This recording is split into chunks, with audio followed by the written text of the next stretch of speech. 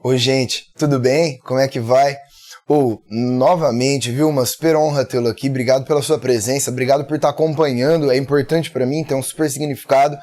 E, nossa, a gente finalmente tá na nossa última aula de Roma. Beleza? Foi super demorado, foi um super trampo, 4 aulas grandes, com um nível de complexidade super alto, e foi realmente complicado, mas, mano, chegamos e hoje a gente acaba Roma, tá? Espero que eu tenha te ajudado muito nesse processo aí, nessa sua caminhada, porque eu sei a dificuldade e a importância que isso tem.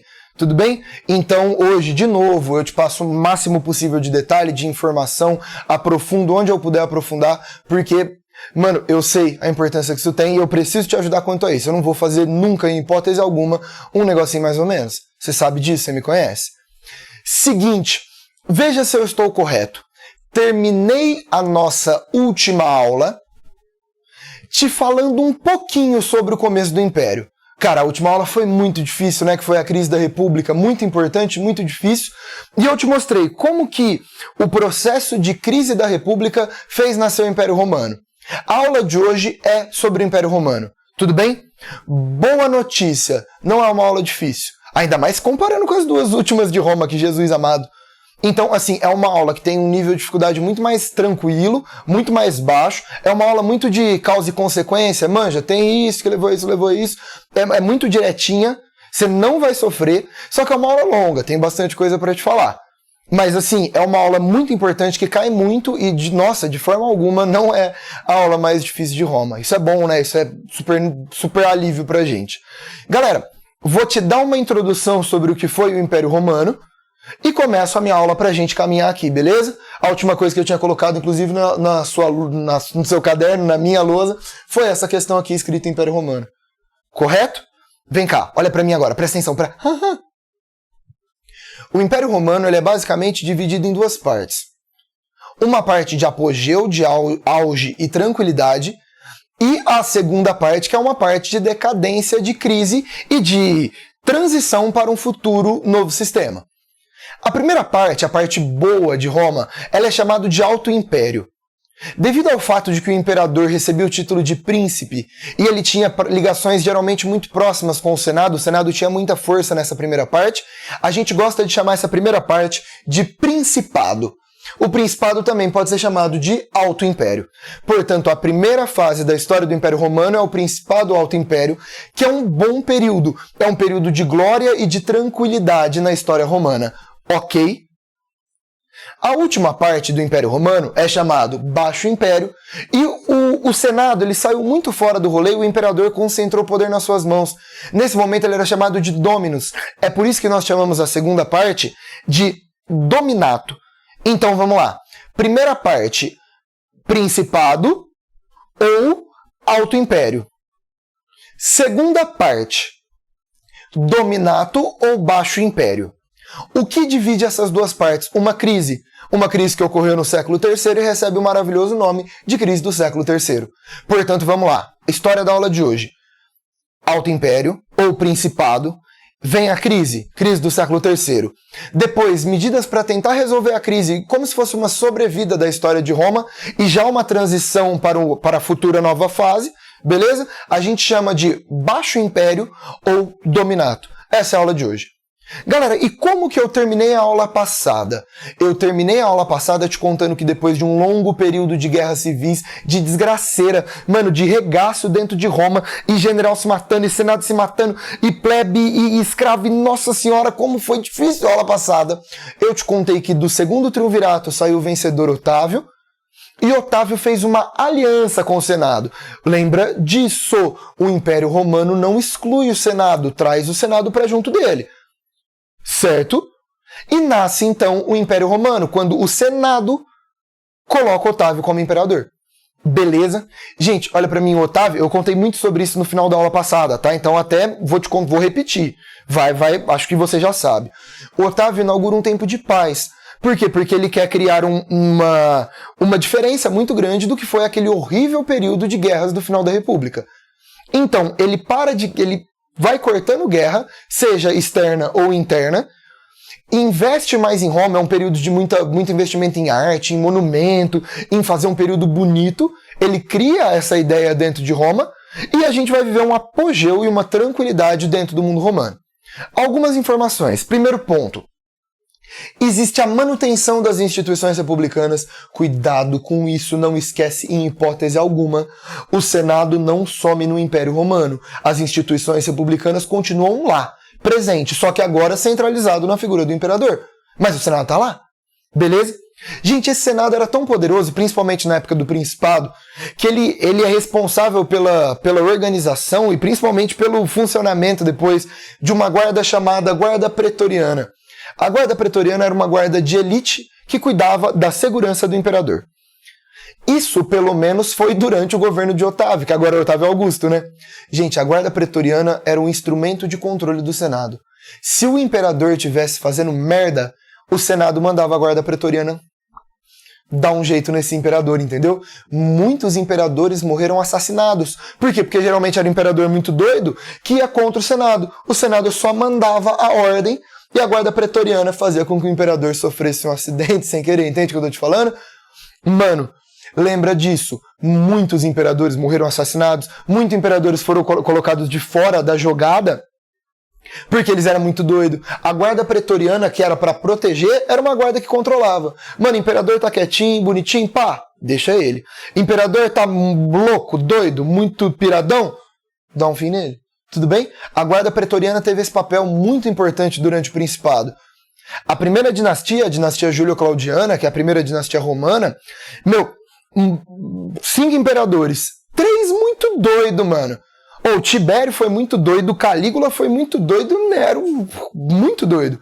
Então, assim, muito do papel da Guarda Pretoriana era criar esse tipo de controle. Tudo bem? Beleza? Bom, vamos lá então. Mais uma informação. A marca do Principado e a marca instituída por Otávio Augusto... Ó, olha pra mim agora, antes de você copiar, olha pra mim. Presta atenção. O Principado, ele tem como base a Pax Romana. A Pax Romana foi instituída por Otávio, mas durou basicamente todo o período, então lembra disso. Para muita gente, o Otávio Augusto, que é o primeiro imperador de Roma, é o mais importante de todos os imperadores, porque ele cria um negócio no governo dele que dura um gigantesco período, tudo bem? Então lembra disso. Quando eu falo que eu te conto as medidas da Pax Romana, eu tô te contando, mano, do governo do Otávio, porque foi ele que fez e as medidas dele foram muito duradouras. Seguinte... Pax Romana foi um período de paz e estabilidade interna após o período extremamente violento e instável do final da República, do fim da República. Ou seja, vamos parar de fazer guerra, vamos controlar a fronteira. Gente, as guerras de conquistas foram muito diminuídas e vamos criar um período de paz, de apogeu. Portanto, eu paro de investir na política externa e passo a investir na política interna. Beleza? Bom, redução das guerras de conquista,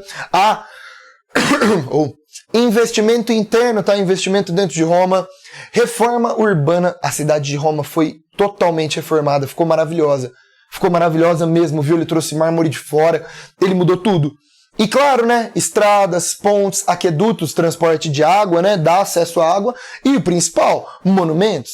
Muitas obras de arte. É um período de florescimento das artes, da cultura, da literatura. É um grande período. E tudo isso simbolizando a Pax Romana. E aí você vai olhar pra mim e falar, mas Gui, e a plebe? Porque eu tenho uma plebe pergunta. Plebe no campo ou plebe na cidade? Plebe na cidade. Desde a expansão que eu tenho nos latifúndios a mão de obra escrava, a plebe está na cidade, ok? Gente, a plebe urbana miserável precisava de algum controle. Otávio Augusto se inspirou no seu tio-avô, lembra do Júlio César, ditador romano, e ele criou, na verdade ele oficializou uma medida que já existia, mas ele transformou em gigante, uma medida que foi apelidada, até de forma pejorativa, e você deve estar sabendo do que eu vou falar, né? Política do pão e circo. Gente, a política do pão e circo diz respeito a uma medida de controle e alienação da plebe. No sentido mais literal possível, alienar, grudar alguém, fazer com que um grupo se sinta dependente de outro, certo? E qual que é essa base? Fazer com que a plebe fique grudada, dependente do Estado. Olha pra mim. Se eu alieno um grupo social, ele não se revolta contra o governo, faz sentido?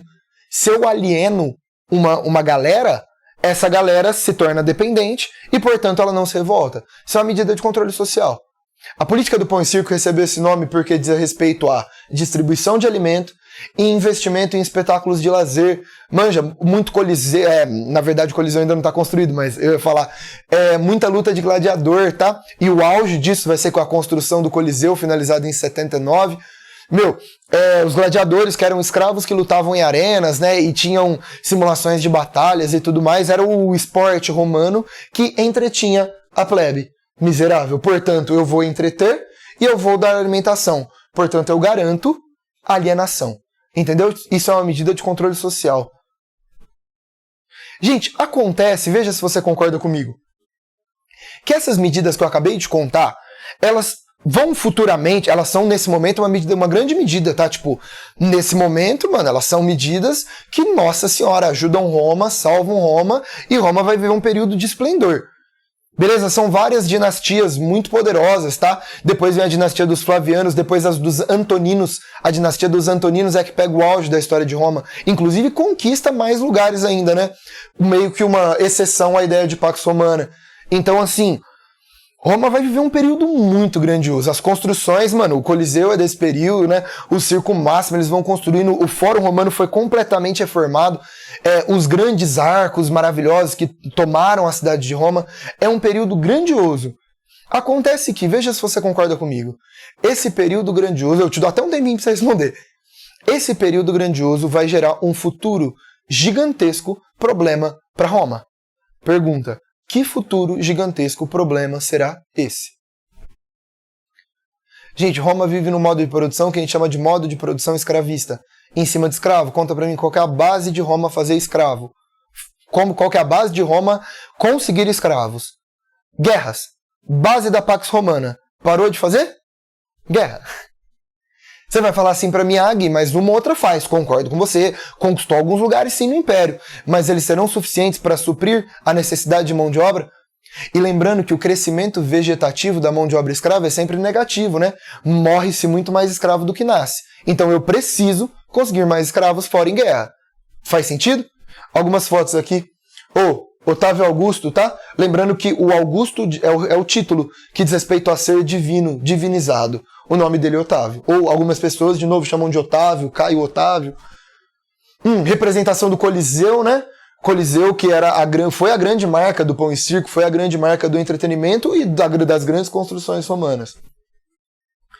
Esse é o mapa. Essa data é famosa, tá? 117 depois de Cristo é o ano em que Roma atingiu o máximo da sua extensão territorial. Gente, não é tão diferente assim da República, tudo bem? Não é tão diferente porque, de novo, o brabo das conquistas foi na República. O que aumentou no Império? A Britânia, região da Inglaterra hoje, a Germânia, um pedaço maior da Alemanha, as Balcãs, esse pedaço aqui, do Oriente Médio, eles não tinham, eles só tinham a Judéia aqui no cantinho, a Palestina, esse pedação aqui, entrando meio que no Irã, hoje, na região da Pérsia, eles não tinham. O Egito foi aumentado, mas assim, beleza, conquistaram bastante, legal, porra, bacana. Mas não é o brabo das conquistas. Não cresce nada parecido com o que cresceu a República, não esquece disso. Gente, olha pra mim.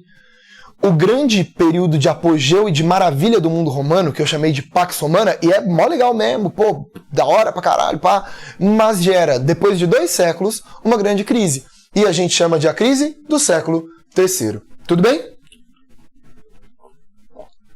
Gente, a crise do século III é uma crise por diversos aspectos que entrou dentro de Roma, cuidado com isso, tá? Não é uma crise que afetou uma parte só. Muitos historiadores hoje, mano, inclusive, eles brigam pra ver o que gerou mais a crise, onde foi o maior problema. Tem gente que fala que é muita questão administrativa, tem gente que fala que é questão econômica, questão escravista, questão militar. Então, o que eu vou te contar agora, existem muitas teorias. E eu fiz um apanhadão delas para te contar, né, te dar o máximo de informação possível. Quando a gente pensa em crise do século III, antes de tudo, a gente pensa em crise do escravismo, crise de mão de obra. O escravismo, que tinha como base ser conquista por guerra, mano, se a guerra parou de acontecer ou aconteceu em menor quantidade, temos um problema aqui. Escravos aparecem muito menos. Beleza? Lembrando que o crescimento vegetativo é negativo. Então eu preciso fazer guerra para ter escravo. Olha pra mim. Os latifúndios romanos começaram a ficar vazios. os latifúndios romanos começaram, mano, a ficar sem mão de obra, sem trabalhador. Isso é falta de comida, isso é falta de gerar riqueza para Roma. Existe um problema sério. O escravismo é o maior problema, sem sombra de dúvidas, da crise do século III. Continuando, outra coisa, déficit público. Olha aqui, presta atenção. O que é déficit público? Déficit público é quando o Estado ele tem mais gasto do que receita, do que ganho. Por quê? Geralmente porque ele tem coisa que está gastando muito e ele não arrecada o tanto suficiente. Gente, qual que era o maior gasto do Estado romano? Exército. Exército dá muito gasto. Só que, olha pra mim, nunca foi problema antes. Por quê? Porque antes, olha que legal, presta atenção. Antes, o exército fazia muita conquista. E se o exército fazia muita conquista, dava muita grana, né? Tipo, então tá tudo bem. E não era um problema. Sacou o que eu tô falando? Tudo bem? Concorda comigo?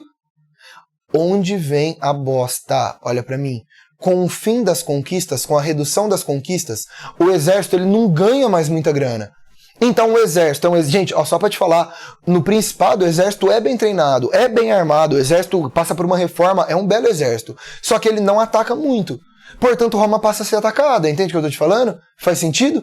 Nessa lógica de raciocínio, o exército dá muito gasto e gera pouca riqueza. Déficit público. Conta pra mim.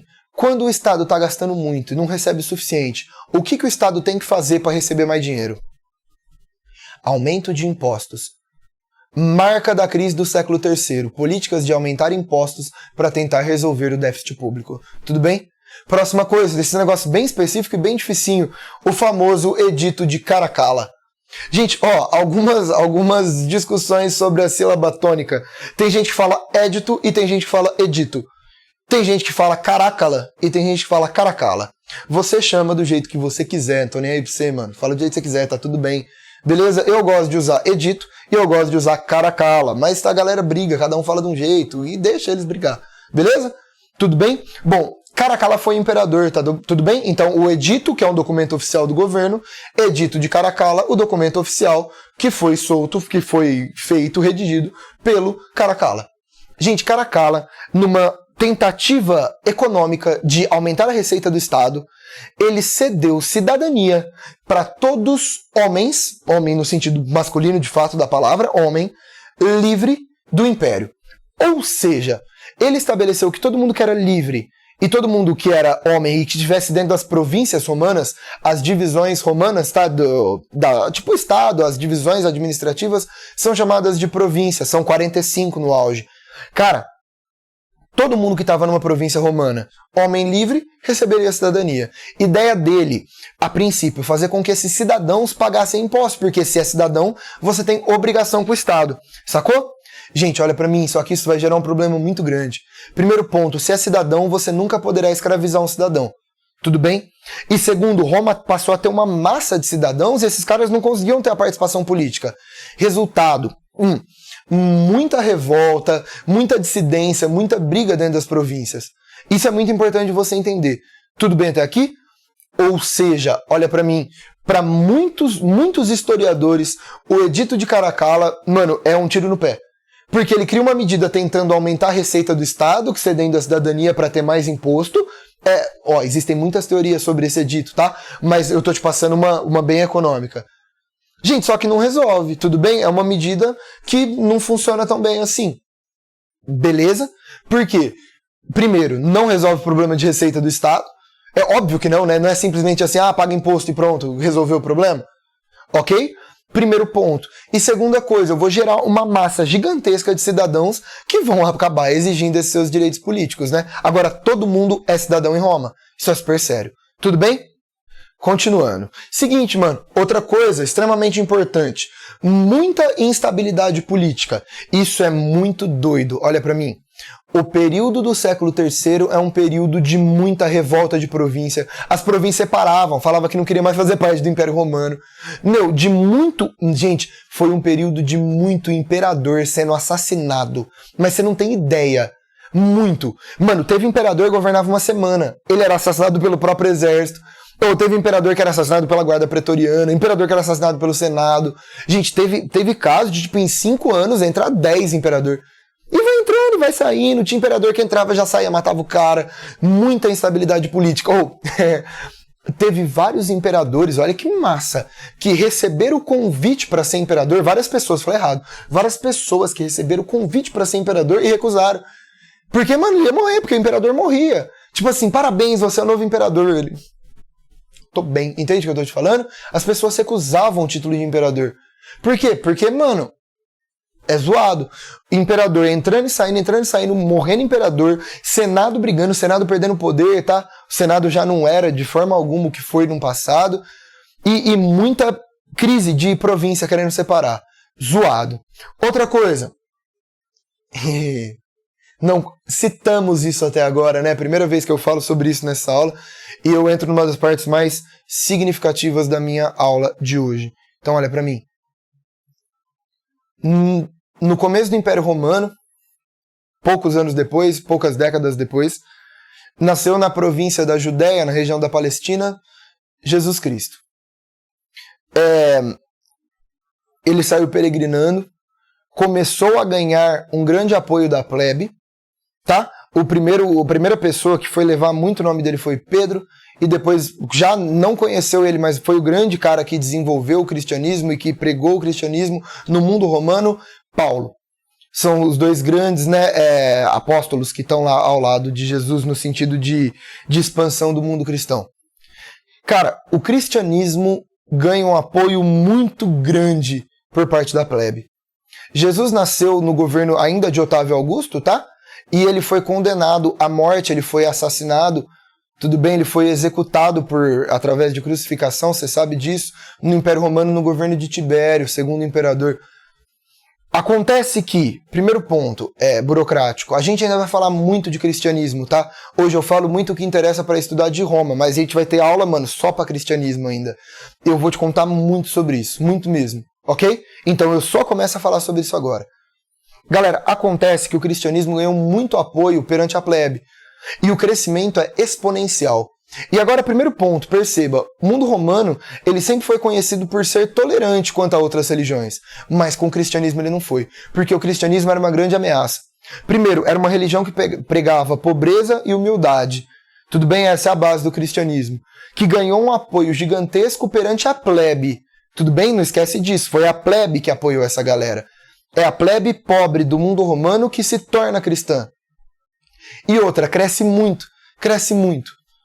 Dois outros pontos que a galera gosta de citar, você vai encontrar alguns exercícios. Cristãos não reconhecem a natureza divina do imperador, faz sentido? O imperador ele não é considerado um deus para os cristãos, então eu não reconheço uma autoridade do imperador.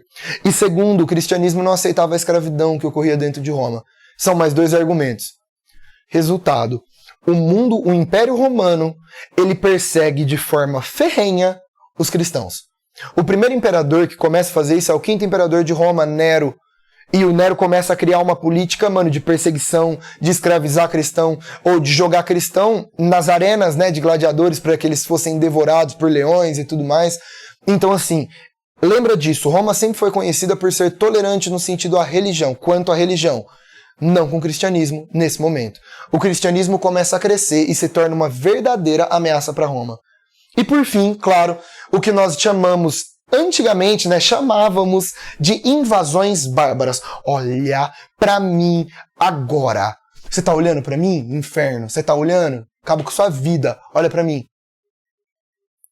O termo invasão bárbara ou invasões bárbaras é um termo em desuso. É um termo que hoje nós combatemos e não gostamos de usar. Porque não foram invasões e não são bárbaros. Invasão é quando você quer tomar um lugar que não é seu. Essa galera tá tomando um lugar que no passado Roma tomou deles. Então eles estão pegando de volta. Segundo ponto, o termo bárbaro é um termo pejorativo, que diz respeito àquele que não fala latim, ao outro, ao estrangeiro. São muitos povos, são muitas galeras e pessoas diferentes, de etnias diferentes. Existe uma lógica que é bem da antropologia, que quando eu diminuo outros povos, eu generalizo. Entendeu? Generalizar vários povos diferentes com um nome só é diminuir essa galera. Então o termo bárbaro é um termo errado. Você pode usar sabendo que é um termo que os romanos usavam e era uma visão centrada na noção de superioridade dos romanos. Mas é um termo errado. O termo bonito, chique, moderno, nova história. Reconquista germânica. São povos geralmente germânicos, tá? A maioria, não todos, mas do meião centro-norte da Europa, que vão reconquistar o seu território. Legal, né? É um termo doido, né? É um termo subversivo, mano. Um termo revolucionário. Reconquista germânica. Não chama de invasão bárbara, não. Beleza?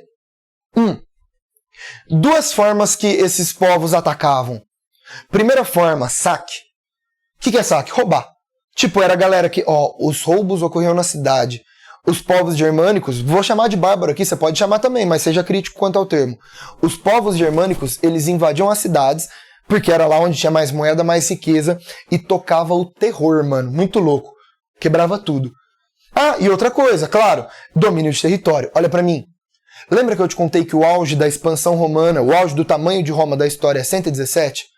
De 117 pra cá, Roma só diminui. Roma está perdendo território. Roma está diminuindo. E esses povos estão retomando as suas terras. Beleza?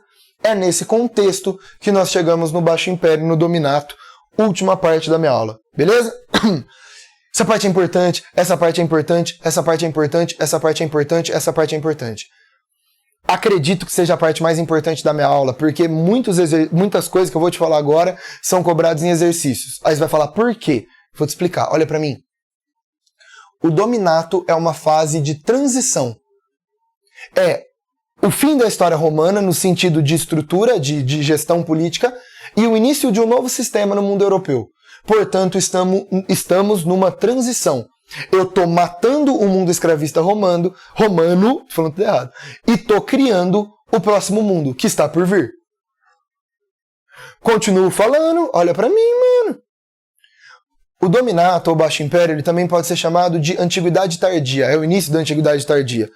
Quando Roma passa por um processo, na verdade, mano, de tentar sobreviver. Roma a gente conhece, já não existe mais. Acabou.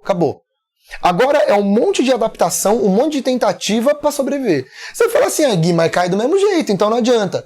Adianta. Por quê? Mano, porque dá 200 anos, né? 200 anos de sobrevida ao Império Romano. Então, assim, muitos historiadores falam que, mano, Roma era pra ter caído no século III. Não caiu.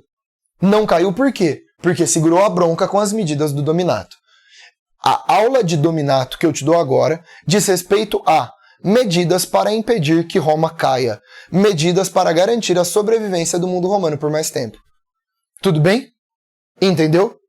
Gente, algumas marcas desse período. Primeiro, o enfraquecimento do Senado. Cada vez mais o imperador concentra mais poder na mão dele, tem mais poder político e mais poder de mando, e o Senado vai ficando fora da jogada. Tudo bem? Outra coisa, são medidas para solucionar a crise geral, como eu havia te contado, né? Ou seja, esses 200 anos é uma sobrevida de Roma. É um mundo romano que já não tem mais força, que já não tem mais aquela cara e aquele esplendor de Roma, muito pelo contrário. Roma fica decadente, mas sobrevive, beleza? E onde estão as bases da crise? Primeiro, crise de mão de obra. Por quê? Por que crise de mão de obra? Porque não tem escravo no campo trabalhando, gerando produção para Roma. Segunda coisa, economia, déficit público, problema do Estado.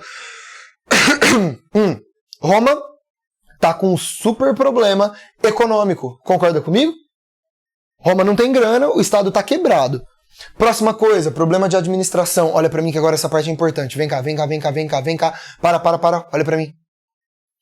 Roma tem um seríssimo problema administrativo. Roma tá muito grande e os imperadores, os órgãos políticos não estão conseguindo administrar essas regiões. Lembra que eu te contei que as províncias estavam querendo se rebelar e pá? Uma das medidas do Dominato é criar uma descentralização política. O imperador, ele vai dar poder para outros imperadores dentro de Roma. Tipo, ele vai colocar mais gente comandando as outras partes de Roma. Por quê? Vamos dividir para cada um cuidar mais de perto de alguma área. Teve um período que Roma teve 4 imperadores, 2 imperadores, 3 imperadores. Por quê? Para a gente conseguir atender as demandas. Portanto, no sentido administrativo, o imperador vai ceder poder para outros imperadores. Manja, ele vai escolher outros caras para comandar outras áreas. Por quê? Porque nós precisamos cuidar dos outros lugares. Beleza? Já vou, daqui a pouco tudo isso que eu tô te falando vai se amarrar, beleza? Tudo vai virar uma coisa só. Outro ponto, cristianismo. A população de Roma tá chegando a um nível que eles são muitos cristãos. Então tá tendo muita gente que cultua o cristianismo dentro de Roma, mano. E aí fudeu. Por quê? Porque o Império Romano não é cristão. Mas a maioria da população vai ser cristã? E aí? É um problema. E claro, os ataques germânicos. Olha pra mim agora. Nossa, agora eu vou aprofundar muito. Cara, isso daqui é uma questão da FUVEST, que é uma das mais difíceis que eu já vi daquela universidade, daquela prova, né, daquela instituição. E isso vai te ajudar muito a entender muita coisa que eu vou te falar a partir de agora. Então, olha pra mim. Os ataques germânicos ocorrem muito mais na região do Ocidente do que do Oriente. O Oriente do Império Romano, ele fica muito protegido. Ele fica bem ok. Beleza? O Oriente do Império Romano ele tem bom contato com os vizinhos, ele tem boa relação, e o Oriente do Império Romano não entra nesse tanto de treta. É por isso que o Ocidente ele é muito mais frágil que o Oriente. Ou a região da Gália, a região da Península Ibérica, o norte da África Ocidental, a Península Itálica, são essas regiões que são atacadas. Resultado, e aí entra nessa questão de administração. Roma no Dominato começa a cuidar muito mais do seu Oriente, porque é muito provável que o Oriente sobreviva mais do que o Ocidente. Beleza? Não esquece disso. Bom, vamos lá. E por fim, 3 imperadores que vale muito a pena você saber deles, né, ter uma noção deles. São os 3 grandes imperadores do Dominato. Saiba desses 3 caras. Diocleciano, o primeiro a entrar depois da crise do século III. Constantino, para muita gente, o maior imperador de Roma, dá pau, inclusive, com Otávio Augusto, viu? Porque o Constantino é um cara grande. E Teodósio, considerado o cara que tomou as últimas medidas de Roma para Roma não ser mais Roma, né? Para o novo sistema tomar conta do mundo romano. Vamos lá então, vamos abordar as causas e as tretas do Dominato. Primeiro ponto, ruralização. História do Dominato. O mundo romano vai se ruralizar. As cidades passam a se esvaziar. Gente, motivos, principal, segurança. Gente, existe uma noção de insegurança, uma sensação de insegurança na cidade. Lembra que as cidades eram saqueadas, ok? E uma busca por proteção contra os ataques germânicos. Galera, as cidades que vivem no caos, na desorganização política, na zona, olha pra mim, grandes proprietários, grandes administradores, pessoas desesperadas, classes mais intermediárias, elas buscam refúgio no campo. Quase um bucolismo, manja, uma ideia de que no campo tem a paz, tem a salvação e tem a proteção. E a cidade é um lugar de zona de desordem, de ataque, de saque e de insegurança, de violência. Olha pra mim agora. Agora é louco. Grandes patrícios foram morar nas suas propriedades. Muitas vezes eles cercavam essas propriedades com medo dessas invasões. Acontece que pergunta, tinha mão de obra lá para trabalhar para ele? Não. Por quê? Porque a escravidão estava em super crise. Quem que vai para o campo trabalhar para esses patrícios? A plebe. Olha para mim agora. Mano, olha para mim agora. Porque isso é assustadoramente, isso é absurdamente importante. Meu Deus do céu, olha para mim. A marca do Dominato é a ruralização. Sendo assim, se na República, com a expansão, a plebe saiu do campo e foi para a cidade, no Dominato, no Baixo Império, na crise do Império Romano, a plebe sai da cidade e vai para o campo. A plebe, que no auge da República fez êxodo rural, agora a plebe faz êxodo urbano. A plebe vai para o campo. E quando ela chega no campo, ela vai trabalhar para esses grandes proprietários. Qual é o sistema? Essa plebe vai virar escrava? Não, nem pode, né? Tipo, ela é cidadã. O que a plebe faz? Um sistema que, ó, eu dependo de ficar aqui nessa terra para sobreviver, certo? Conta para mim. Se eu dependo para sobreviver, eu fico nessa terra, eu trabalho para você e uma pequena parte do que eu produzo vem para mim. Então a plebe, ela vai ser um trabalho compulsório, porque a sobrevivência dela depende disso, ela é obrigada, mas não é escravidão no sentido dela ser propriedade daquele senhor. Ela está presa à terra. Conta para mim. Trabalho compulsório, em que o trabalhador está preso à terra e a sobrevivência dele depende daquela terra. Isso tem nome? Servidão. A plebe vai para o campo romano trabalhar como servo. Servos.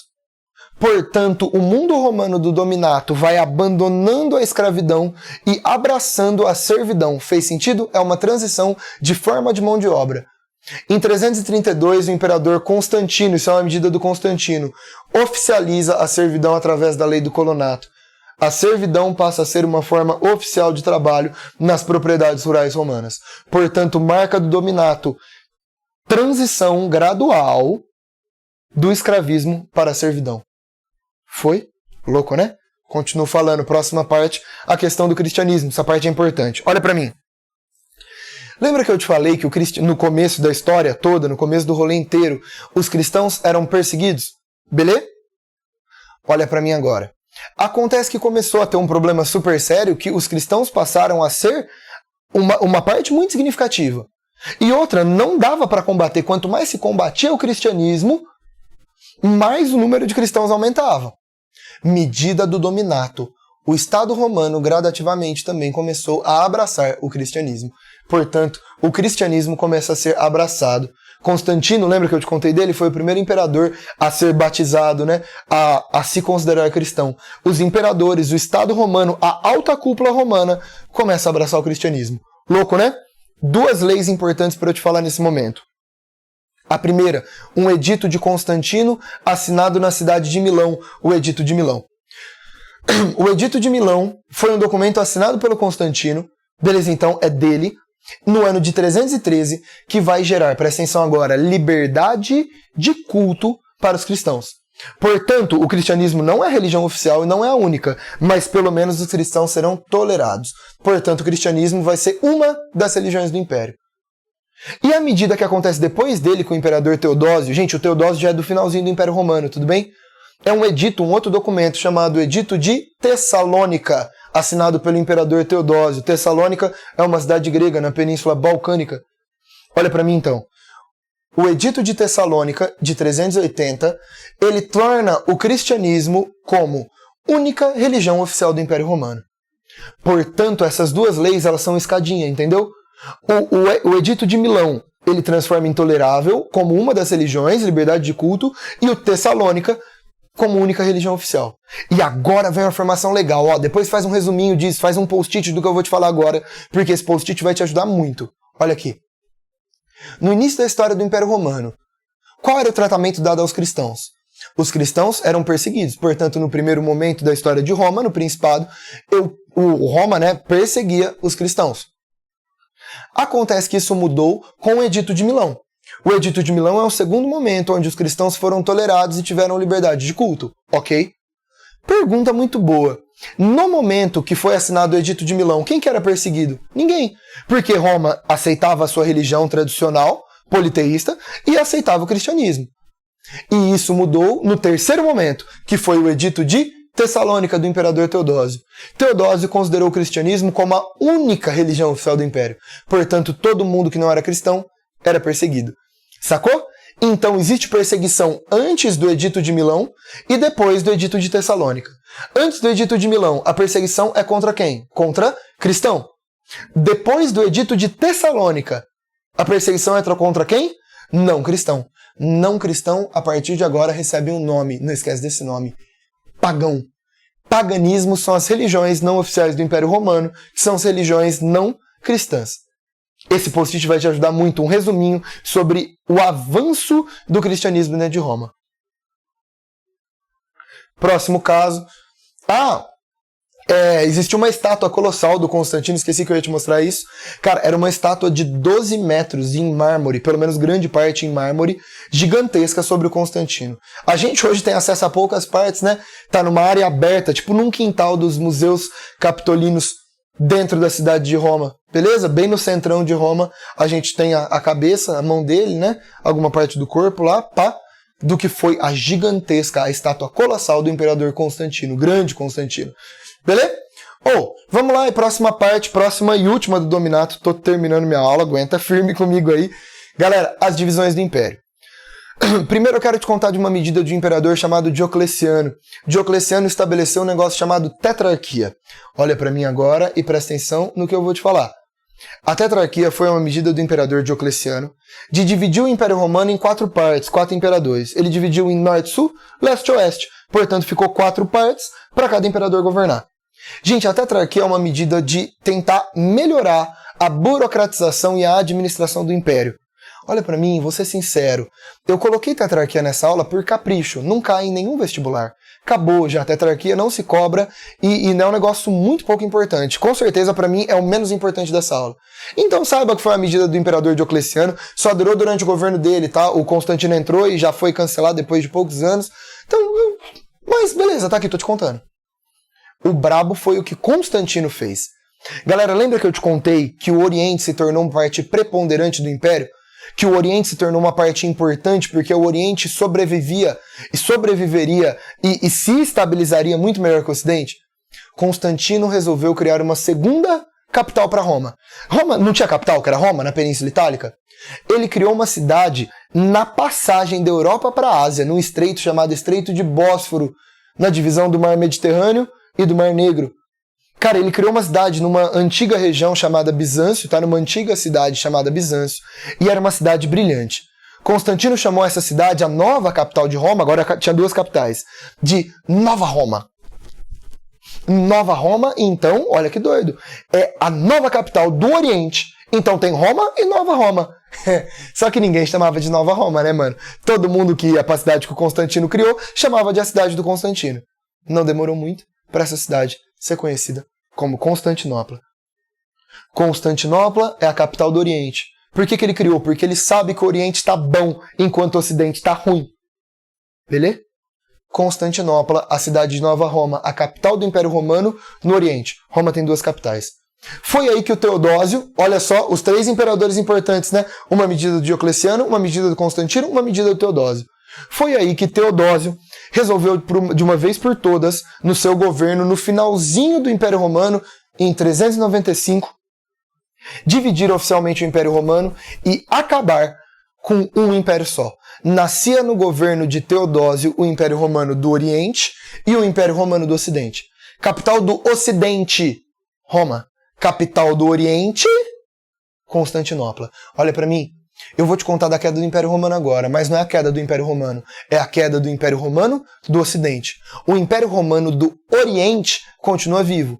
Ele vai se chamar, na Idade Média, de Império Bizantino, já ouviu? É o Império Romano do Oriente, é sinônimo. O Império do Romano do Ocidente, esse cai. É dele que a gente fala agora. Tudo bem? Dá uma olhada aqui na divisão. Ó, parte do Oeste, parte do Ocidente, parte do Leste, parte do Oriente. Beleza? Divisão bem aqui no meio. Capital do Ocidente, Roma. Capital do Oriente, Constantinopla. Ok? Gente, seguinte. Os grandes saques de Roma no século V, o cara que botou Roma, mano, de cabeça para baixo, é esse cara aqui chamado de Átila, o Huno. Os Hunos foi uma galera que cresceu bem no meião da Ásia, começaram a vir pro lado europeu, pro ocidente, e formaram, mano, dizem que o império que ele formou é só dele, tá? O Átila, o Huno. Foi um império maior que o de Roma nesse período. Império gigantesco que saqueava Roma todo dia, mano. Saqueava mesmo, entrava, roubava, metia o louco. Não existe nada na mentalidade dos romanos do século XV que dava mais medo para a população do que a figura de Átila, o Huno e seus soldados. Beleza? Povo importante aí dos que invadiram. Bom, finalizando meu rolê, nossa, aula longa, né? Te falei, né? Aula treta, aula complicada. Vamos para a queda do Império Romano do Ocidente. Lembrando, o Oriente está vivo. Bom, alguns pontos. Gente, olha para mim, vou falar com muita calma agora, para eu terminar bem minha aula. Não sei, cara, provavelmente eu vou passar um pouquinho dos 45 minutos aí. Eu sempre fico perdido para controlar tempo, porque eu dou uma cortada no vídeo, eu não sei fazer as contas direito, tadinho, né? Tadinho, sou de humanas, desculpa. Mas assim, foi mal aí se passar um pouco de 45, porque eu não... Porque eu quero muito falar disso, é muito importante mesmo. Espero que você me entenda, tá? Acho bem importante que você saiba disso. E, pô, você me dá 5 minutinhos aí, não é um problema, né? Seguinte, vem cá. O Império Romano do Ocidente cai. O Império Romano do Oriente não cai. Por que o Império Romano do Ocidente caiu? Por tudo que eu te contei até agora. Não existe um único motivo e não existe uma única explicação. Tem muita gente que fala que Roma morreu de velho. Legal, né? Morreu de velha. A Roma, né? Se a gente for pensar, morreu de velha. Gente, são 1.300 anos de história. Tá na hora, né? Tipo, tá tudo bem. Roma foi se definhando, foi entrando em colapso, foi dando errado ali, foi dando ali. E é um processo longo, né? Eu vou te contar da data que Roma caiu, mas tá errado. Roma vem caindo. É um processo longo. Então, assim, muitos historiadores discutem sobre a queda de Roma e tem 1 trilhão de teorias. É legal a gente estudar isso, mas sabe que é um processo supernatural. Pô, 1300 anos, tá bom, né, mano? E outra, a influência do mundo romano, ela nunca vai ser esquecida. Hoje nós somos muito romanos, mais romanos do que tudo. Então, assim, entenda isso como um processo, como um fator, como uma situação de multifatores, não só de um fator só, e muito importante, tá? A gente precisa saber disso daqui. Beleza? Eu vou te dar algumas informações e veja se você concorda comigo. Primeiro ponto, crise interna. Cara, imperadores que não estavam fazendo seu trampo e não estavam conseguindo administrar. O Senado praticamente não existia mais. Tá, ele estava lá, mas era uma instituição basicamente sem poder. Ou ausência de gestão, problema seríssimo. Ó, vem cá só pra eu te falar. Quando Roma cai, no século V, a maioria das províncias já foram tomadas. Roma só tá a Península Itálica, entendeu? O Ocidente inteiro já foi tomado. Apareceram vários povos germânicos, vou te contar muito na aula que vem, tá? Na verdade, daqui 2 aulas. Os ostrogodos, os visigodos, os vândalos, os suevos, os francos, os saxões. Uma galera que foi tomando partes do Império Romano. Então, já tava basicamente a cidade de Roma lá. Sobrou pouco para administrar e para falar que sobreviveu. Outro ponto. Cara, essa descentralização política que fez com que as províncias fossem dominadas, que as províncias não fizessem mais parte de Roma, e as cidades vazias, né? Roma agora é um ambiente rural, o povo vive no campo. Beleza? As cidades romanas, gente, é claro que tem gente na cidade, mas é muito pouco, as cidades estão bem vazias mesmo. Então Roma vive um ambiente rural. Gente, olha pra mim, Roma cresceu em cima do mundo urbano. Tinha os latifúndios, cara, para produzir comida, mas a galera vivia na cidade, o mundo era na cidade, era lei, e era gestão, e era organização, e era moeda, e era política, e era exército. É urbano. Roma é, por definição, um mundo urbano. Se agora virou rural, já não é Roma. Próximo ponto. Cara, o direito romano. O direito em Roma, que era ultra burocratizado, escrito, organizado, ele parou de ser utilizado. Por quê? Porque agora, no campo, a galera utilizava um direito de costume, do que era, do jeito que era, da forma que era. Ou seja, olha pra mim, esse direito tem nome, direito consuetudinário, já ouviu falar? É um direito oral. A galera começou a abandonar a escrita. Roma começa a abandonar a escrita e começa a utilizar uma tradição oral, de costume, de fala, do que era conservado, das famílias mais antigas. Morreu o mundo romano do jeito que era. Gente, isso é um processo de muitos anos. E claro, né? Os consequentes ataques germânicos, um depois do outro. Olha pra mim agora, que agora é muito louco. Primeiro ponto, os ataques germânicos aconteciam mais no Ocidente ou no Oriente? Ocidente. O Oriente tá lá, bem, top, vivo. Vai ver por mais 1000 anos. Deixa o Oriente lá. Oriente, o Império Romano do Oriente ou o Império Bizantino? Foca no Ocidente. Tô aqui. Agora Roma virou uma amálgama, uma união, uma junção de romanos e germânicos. Concorda comigo? Porque os povos germânicos tomaram as províncias, mas é claro que tá cheio de romano por lá. Vai existir um longo processo de mistura, de encontro, de hibridismo cultural entre germânicos e romanos. Beleza? Tudo bem? Olha pra mim agora. É o que eu vou te falar. Um cara chamado Odorico invade Roma em 476, ele vai dar origem depois a um povo, quer dizer, não dá origem, mas ele vai dar origem à organização política de um povo chamado Ostrogodo. Ele depõe o último imperador de Roma, Rômulo Augusto, tinha 14 anos, gente, molequinho, tipo, sai, foda-se, sabe? 14 anos, Rômulo Augusto, inclusive, mano, quando invadiram, viram o moleque de 14 anos e falaram, não, mano, sai, tá tudo bem, ele nem foi assassinado, pagaram até uma pensão pra ele, porque, tipo, vai fazer o quê, né? Olha pra mim agora. Essa data, 476, é considerada a data de queda do Império Romano do Ocidente. Só que isso é estipulado, tá errado, porque é um longo processo que levou à queda do Império Romano do Ocidente. Cuidado com isso. Então isso é só uma data que colocaram. Tudo bem? Outra coisa, agora é o mais importante para acabar minha aula. Vem cá. Eu gosto muito. Cara, eu tô entrando na parte que eu sou muito apaixonado. Gente, vocês não têm noção. Eu tô entrando na parte que eu mais dei na minha vida, que eu mais gosto, que eu sou mais apaixonado de todas. Olha pra mim. Roma tem latifúndios, cercados com medo das invasões, tem uma tradição oralidade falada, Tudo bem? As leis e a escrita estão sendo abandonada. Sistema de trabalho é servil e a população é cristã. É um período de muito medo, e a religião aflora nesse período. E eu tenho unidades rurais que têm um senhor de terra, trabalho servil, religião cristã e união de elementos germânicos e romanos. O fim do mundo romano diz respeito ao nascimento de um negócio chamado modo de produção feudal. O que nós estamos construindo nessa transição, nessa antiguidade tardia, é o nascimento na Europa Ocidental, calma, porque são muitos séculos e muito tempo, mas é o nascimento de um negócio chamado feudalismo. Beleza? O fim do Império Romano do Ocidente marca o fim, de um longo período chamado Idade Antiga e o nascimento de um novo período chamado Idade Média. O Império Bizantino está lá, mas o Ocidente já era e um novo sistema emerge. A gente passa, a partir de agora, tem algumas coisas para te contar ainda, mas a partir de agora, a construir um negócio nesse mundo chamado feudalismo. E eu gosto muito disso. Obrigado por me acompanhar. Foi um prazer tê-los aqui. Tamo junto. Beijo.